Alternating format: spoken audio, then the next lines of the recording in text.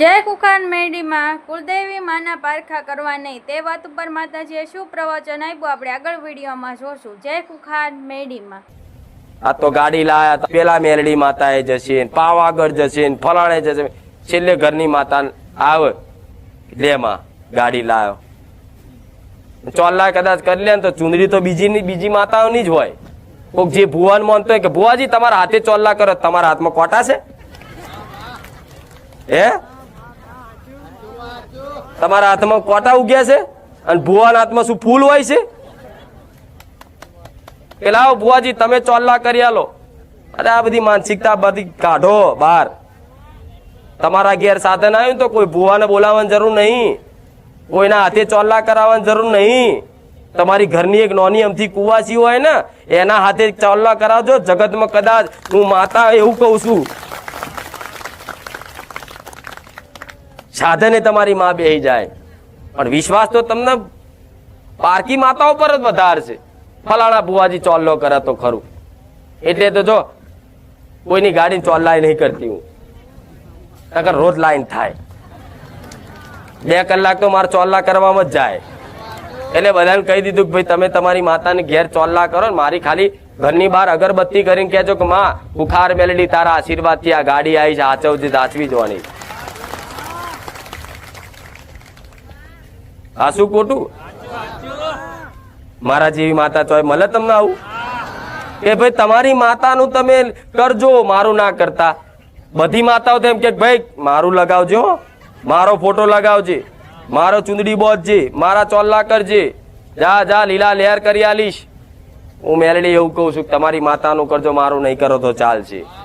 મારું કરવા વાળી મારી વસ્તી છે, મારો દીકરો છે. એટલે આ બધી શંકાઓ કાઢી નાખજો. એટલે કોઈની આશાએ રહેવું. ઘરમાં એક કુવાસી તો હોય ને, તમારી દીકરી ના હોય તો કાકાની દીકરી, તમારા ભાઈની દીકરી, તમારે માસીની દીકરી, મોમાની દીકરી, જે નોની એમથી બાળ હોય, 5 દીકરીઓ તો 5 લાઈનમાં ઉભી રાખો. ચોલ્લા કરીને ગાડીએ ચોલ્લા કરો, સાધને ચોલ્લા કરો ને એને 11 રૂપિયા આલી કે તમારે જે યથાશક્તિ પ્રમાણે એને આલી અને રાજી કરીને ખુશ કરી દો, તમારી માતા ઓટોમેટિક રાજી થઈ જશે. પછી બાઇક લઈને પડે કે માતા તું બેઠી હતી, માતા એમ કે જા કુખાર મેરડી એની ચુંદડી બોધી હતી ના કે તમારી માતા કે જ ને પછી ઇધાન કુખાર મેરડી ચમના બચાયા મારું નામ દેશે તું આજ.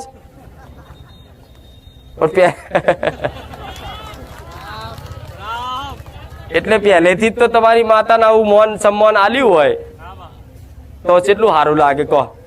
એને એટલું બધું વાલું લાગે. ખાઓ જોતો ખરો મારા દીકરાનો ભાવ. હું એવું કહું છું, બોલો પેટ્રોલ ના હોય ને બાઇકમાં તો બધી અંધશ્રદ્ધા લાગે દુનિયાનું કહું એ, પણ બાઇકમાં પેટ્રોલ પતી ગયું હોય તો બોલો વગર પેટ્રોલે હેડારું એ માતા.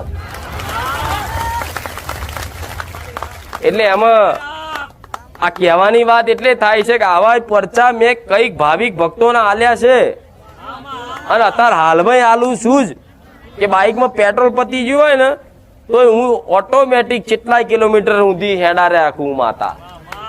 પણ એનો મતલબ એ નહીં કે હાથે કરીને પેટ્રોલ જ આપણે પુરાઈએ નહીં. હા શું ખોટું? કુખાર મેલડીમાં કીધું છે કે પેટ્રોલ પુરાવાની જરૂર નહીં, તો એમાં કુખાર મેલડી કોમ નહીં કરે, એ તો બંધ થઈ જશે તરત. પણ આ તો પેટ્રોલ ચારે તમને પૂરી આલું કે આવા અડધી રાતનો સમયગાળો થયો હોય ને બાઇક લઈને સાધન લઈને જતા હોય ને એવા સમયગાળામાં કદાચ તમે પેટ્રોલ પુરાવાનું ભૂલી જાય, તમારી જોડે પૈસા હતા ને પડી જાય, ગમે તે કોઈ કારણ બનાવ બન્યો અને તમે અધવચ્ચે હલવાયા અને પેટ્રોલ પંપ બહુ દૂર છે ને કોઈ દેખાતું નહીં, એ દાર તમને દુઃખ લાગે કે સારું કોઈ નહીં, શું કરીશ હવે? કેટલું હેર તો ધક્કો મારીને જઈશ, કોને કહું, કોને કહું, કોને ફોન કરું? ફોન કરો તો દૂર હોવ તમે, આવતા 4 કલાક થાય, સારું શું કરું?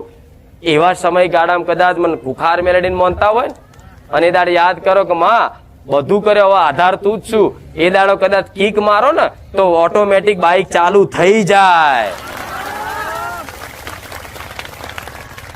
એ થઈ જાય જો લગીન છે પેટ્રોલ પંપ ના આવે ને તો સુધી હું મેલડી ધક્કો મારે. અને મારે તો ચાલુ ને ચાલુ રાખવાનું જ ના હોય, એક જ ધક્કામાં તો છેક ચોય જતા રહો. થાય કે નહીં? એટલે આ બધું હું કહું ને તો અમુક લોકો ઊંધો અર્થ કાઢે કે આ બધા અંધશ્રદ્ધા. પેલા અંધશ્રદ્ધા ના કહેવાય, આ શ્રદ્ધા કહેવાય. પણ જ્યારે એની જરૂર પડે તારે એને પોકાર. જરૂર વગર ખાલી ખાલી એમ પારખા મોને તો દેવી શક્તિ નવરી છે તમને પારખા લે. મને કે ખુખાર મેલડી હોય તો લે હાથમાંથી કંકુ કાઢતો મોનું. અરે આ કંકુ કાઢવા જરૂર પડે તારની વસ્તુ તારે હું કાઢી શકું છું, પણ અત્યારે જરૂર છે મારા શું કંકુ કાઢીશ તો તમે બધા મોનશો? એટલે હું તો એવી કે ગોડી માતા શું નહીં, તો તમારી માં એવી ગોડી ના હોય. આ કર્યા તો મોનું, તો તમારી માં એમ કે જાહેર સોની મોની. આ શું ખોટું? સોદા ચારેય નહીં કરવા, દેવ જોડે સોદા ક્યારેય નહીં કરવા. ગમે તેવી પરિસ્થિતિ આવે, સુખ પડે દુઃખ પડે, પણ મારી માં જ. ગમે તેવી પરિસ્થિતિ ચમ ના આવી જાય, ખતરનાક પરિસ્થિતિ આવી જાય, તમારા મરવાના દાડા આવી જાય, પણ તમારો ભરોસો એના પ્રત્યેનો તોડતા નહીં. અંત ઘડીએ આવશે, છેલ્લી ઘડીએ આવશે, અને તમારી માં નહીં આવે તો હું ખુખાર મેલડી તો 100% બેઠી જ છું. છેક અંત ઘડીએ છેક આરાએ અણીના ટોચ ઉપર તમારું જીવન આવી ગયું હોય. એક સેકન્ડ પલવારમાં કદાચ યાદ કરો જો હું સોલંકી પેઢીની ખુખાર મેલડી હાજર ના થઉં તો, પણ જરૂર પડે તારે એની જોડે કઈક કહેવાય અને પ્રાર્થના કરાય. કારણો વગર દેવી શક્તિના પારખા ચારેય ના કરતા. આટલી બધી વાર્તાઓ કરવાનું ઉદ્દેશ કારણ એક જ છે, મારે કહેવું છે દરેકને, આ થઈ જાય તો મોનું. મારી મહાકાળી ઘેર બેઠી હોય તો મને આ પ્રમાણ આલે તો હું મોનું. સારે પારખું ના કરતા હો, સારે એવું પારખું નહીં કે મારી માં તું ઘર મઢમાં બેઠી છું તો બેઠી હોય તો આ પ્રમાણ હાલ, આટલા દોણા હાલ, આટલી કલમ હાલ, એ ના લેતા. તમને શંકા લાગતી હોય ને કે મારી માતા મઢમાં નહીં, છતાંય તે શંકાય તે એક બાજુ કાઢ નાખજો. ભલે આ તો વિચાર આવે છે પણ મારી માં ઘેર જાગતી બેઠી છે. ભલે મઢમાં નહીં બેઠી હોય ને તોય તમને અહેસાસ રાખજો મારી માં છે મારી જોડે. 100% કહું છું, એવી પ્રેરણા કરશે ને. માતા કઈ રીતે કામ કરે? શું માતા રૂબરૂ આવે? આ પેટ્રોલની હમણાં વાત કરી કે તમને આવું હલવાયા હોય ને યાદ કરો અડધી રાતે, અને યાદ કરો તો હું પેટ્રોલ વગર પેટ્રોલે તમારું સાધન ચાલુ કરાવી શકું છું.